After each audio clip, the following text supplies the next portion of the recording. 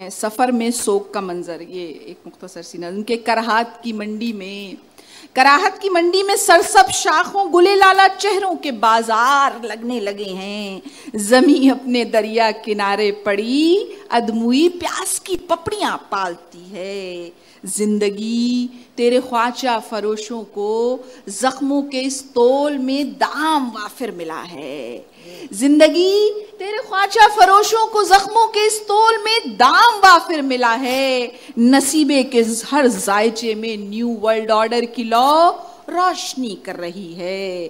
سڑک پر جمے خون کے داغ دھبے میرے راہگیروں کا زیادہ سفر ہیں. بڑے چوک پر قصہ خوانوں کی آواز میں کل کی خبروں کی ہیبت گھلی ہے. کباڑی کے ٹینوں ٹباڑوں تلے ادھ کھلی انگلیوں میں گریبان اور آدھی سگریٹ کے ٹوٹے دبے ہیں.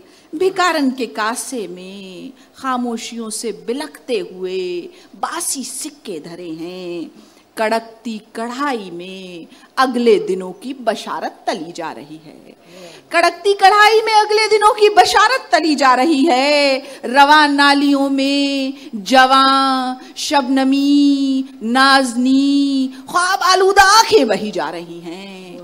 رواں نالیوں میں جواں شبنمی نازنی خواب آلودہ آنکھیں بہی جا رہی ہیں. گلی کے کنارے جواں آوارہ آوازیں اور سیٹیاں بھسم ہونے لگے ہیں. زمانے کے بازار میں آج پھر سوگ کی بولیاں چڑھ رہی ہیں.